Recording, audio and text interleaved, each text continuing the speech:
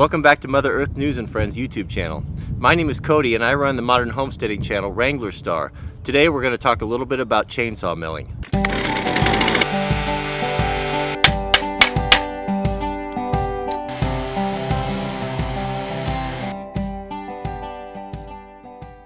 If you're new to chainsaw milling is essentially using the chainsaw that you most likely already have attached to a jig system that allows you the ability to mill your own timber from your own timber stand. Beside me here we got a beautiful 24-inch Douglas fir tree that we're going to make into some fantastic 6x6 timbers. In chainsaw milling, the first cut is the most critical. It's very important that you have a nice straight flat surface for your chainsaw guide to run along. This dictates how accurate the rest of your timbers are going to be. What works exceedingly well is this Granberg guide system that easily mounts on top of your tree. You've got these adjustable screws and this dog system that allows you to simply level for your first cut. So this particular log it's actually pretty thorny, and this would have posed a lot of problems for me in the past trying to get a nice level surface. I would have had to take my chainsaw and cut off the knobs, and it was just a bunch of extra work. Now those days are gone. I can put my level here on these cross braces, and just by adjusting these set screws here, I can change or just fill in or just run those down there until they come in contact with the bark, and I can perfectly just dial in right there with my level there, looking at it, dial in exactly what I want to be. Once I have that set in, I can just take my hatchet, I can set that dog there. Now that's not going to slide with the vibration of the saw. That was another thing, that the chainsaw mill would cause so much vibration that the ladders would fall off. It was just not very great, not a great process. This is ideal.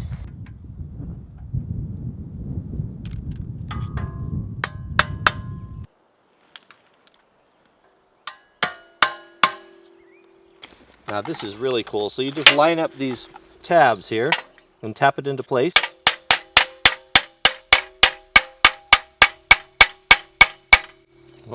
Lift your dog up.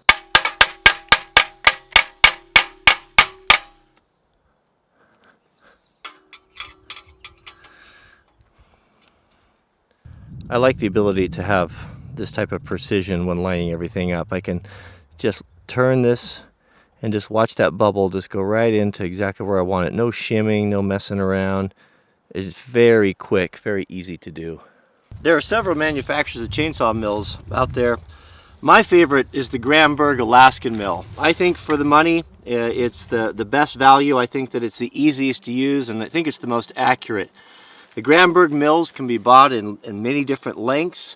It all depends on how big a material that you want to cut, and of course, the bigger the material, the bigger the saw. Now, for the larger wood, like we have here, the softwood in the Pacific Northwest, they're pretty big stuff. It's very common for me to cut 24-inch, 36-inch diameter at the trunk, and so you need a very powerful saw. I would say if you're cutting wood in that size, you're going to want something that's going to be about the 90 cc or bigger.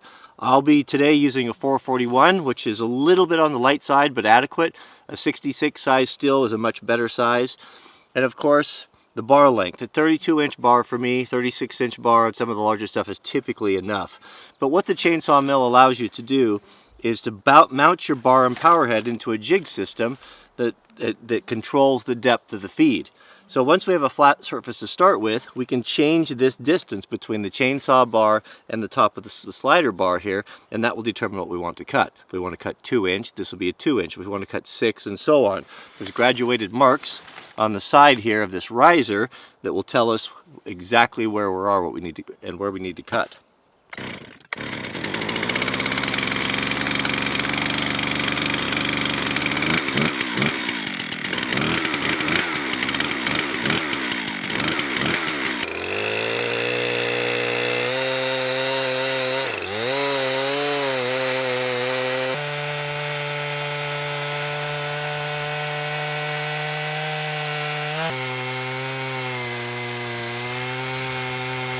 So once we complete our first cut, we're all done with our jig. We can pull this off and we get the first look inside of what our new timbers are going to look like.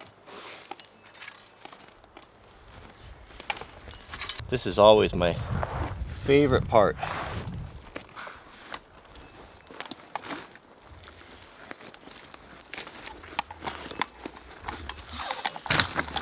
Beautiful, isn't it? How simple that is. Once we have a nice flat surface like this, then it's actually pretty straightforward, quite simple. We just need to determine what thicknesses we want, what we want to cut for our timbers. So today we're going to be cutting 6x6s. So we're going to set our jig to 6 inches, and then the jig will simply ride right along the top of our first initial cut, and then we'll have a perfect 6-inch timber. So the Granberg mill is really simple to adjust. If you look here on these risers, we've got some graduated markers there. It's going to give us whatever we set this to is going to give us determine the thickness of our timber.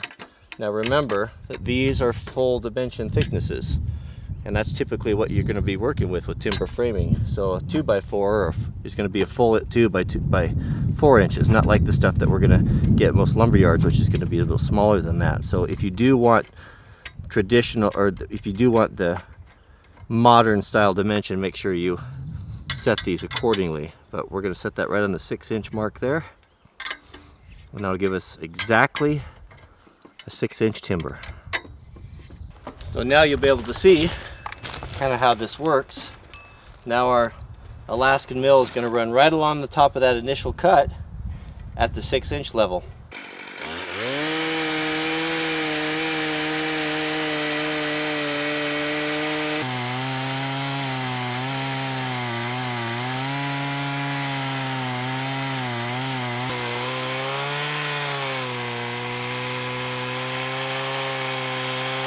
There you have it. It's as simple as that. With a chainsaw mill and a chainsaw you probably already own, you can cut any length, pretty much any size of timber that you would ever need for a homestead, for building projects, for decremental things. It's a great hobby. It's one of the things that I really enjoy doing, and it's just a wonderful hobby to have. And a very handy one as well. It's not all positive. You know, there's negative aspects to the chainsaw mill. The positive sides of it are that it's very portable. It's very affordable. It uses or utilizes a chainsaw that you probably already have, as we mentioned, and you can go and you can mill on site. You don't have to have tractors or any special equipment for skidding logs or bringing them up to a landing or anything. You can mill those timbers right where you're at, and that's really a big advantage. You can use it in remote areas. I've heard stories of guys that have flown them into Alaska and built cabins and projects and put them on a plane. So for that, it's you just can't beat it. It's not a high production tool. It's not something that you are going to make a lot of money at if you wanted to cut timber for a living. But for the homesteader or farmer or hobbyist, someone who wants to mill their own material and isn't in a real hurry, it's a great fit. So hope you enjoyed the videos. If you would like to see more on the chainsaw mill and get into more details and see how you edge the sides and sharpen blades and all of those things, I've got a lot of additional content on my channel at Wranglerstar. You can go to wranglerstar.com for that. So thanks for watching, and we'll have some more content coming up real soon on Mother Earth News and Friends, and we'll see you on the next video.